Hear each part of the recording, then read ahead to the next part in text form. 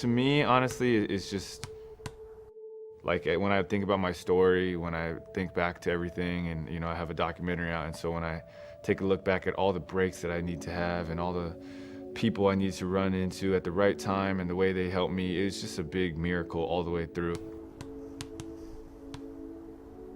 I think that's why I have a different perspective in terms of, you know, going through this path and seeing how much God has done in my life, because I knew there were many times where I personally even wanted to quit, or I personally didn't think it would happen, or I doubted myself or lost complete confidence in myself. And even in those situations, things happened for me to kind of get back on my feet.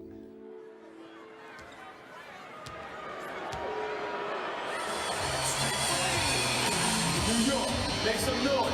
New York, make some noise. What do you remember most about that game? Look who's coming in. Jeremy Lin, and you hear a pretty big ovation. I remember everything, really. Lin flips it up and puts it in. Jeremy Lin once again. I remember sleeping on Landry's couch the night before.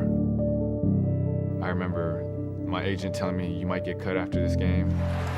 Lin getting once again, second consecutive game, some important first half minutes. I remember eating at Papaya Dog for my pregame meal and taking a taxi to the game. I remember all the little things. There's Lin, just active and aggressive alley-oop to Chandler. Oh, beautiful pass from Lin. And Jeremy Lin continues to excite this crowd. The game itself, I remember in the first half going into the locker room thinking, man, I did a really good job. You know, I had like 6 points, 4 assists at halftime, thinking I'm really good. My career high at the time was 12, so I'm already halfway there. You know, like 6 points was a lot for me back then. Pressure, driving to the basket, does it again. He's already played more minutes tonight than in any other game.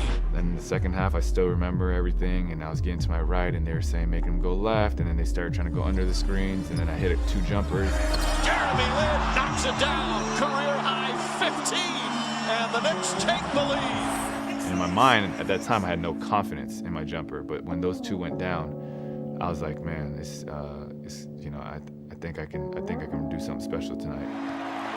A magical night for Jeremy Lin.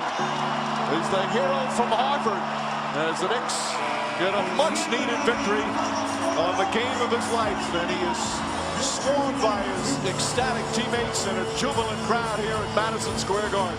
You know, after the game, in the shower, just overwhelmed with emotion, just because it was like, I remember thinking they can't cut me anymore. You know, the deadline was coming up, and I remember my family waiting for me. I remember calling my agent. He was yelling at me on the phone, just happy, and we went out to eat together, me and my family afterwards, and it was just a special, special time.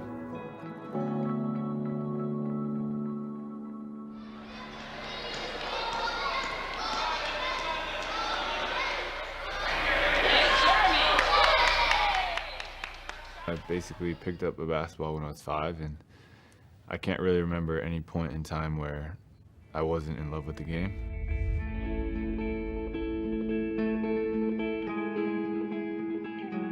My dad was the one, he loved basketball. He didn't know much about it, or he didn't know how to play like that well just because he didn't grow up with it. It's something that he was introduced to after he, you know, kind of came to the U.S. And then growing up, I just played with him and my brothers basically hours on end every day.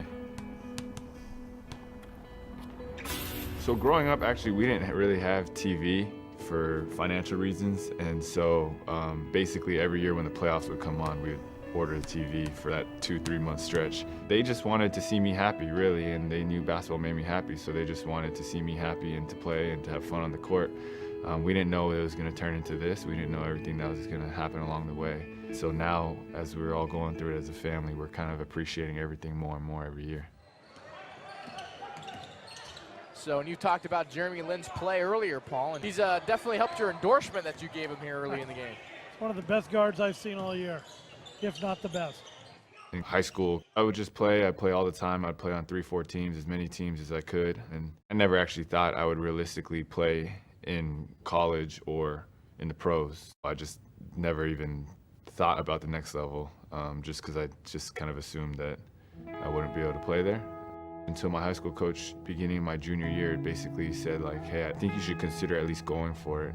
You know, and back then I was really raw, really skinny and short. You add the Asian immigrant family onto it, and it's just not a path that is normally talked about.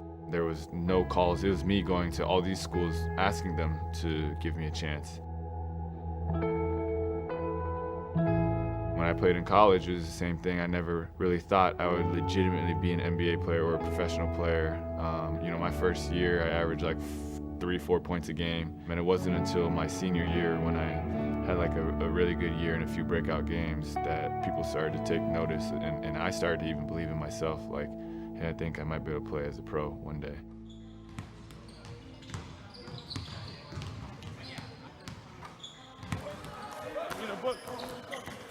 Mash out, mash out. I remember I was on a conference call right before I signed I had my family, I had my agents, I had the people that work for me. There was like 11 of us on this call together to really talk about where I should sign. And if you had asked us that like 24 hours earlier, one, it would not have been unanimous, and two, I don't even think most people would have suggested me to come here. But after that call and after everything that went through the way it did, all 11 people said, I think you should go to Brooklyn.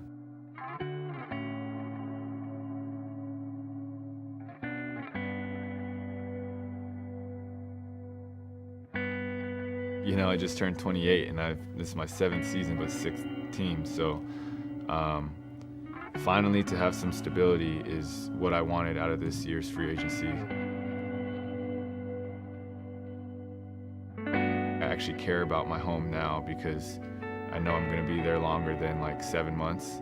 You know, I'm doing research on this community, you know, Brooklyn, and you know, what are they going through as a community, and you know, there's gentrification issues and all different things. Like, I just want to make this like my home. I want to invest in them, and I want to invest in this team, the city, and just be a big part of it, because that's just something that I haven't had and something I've really missed.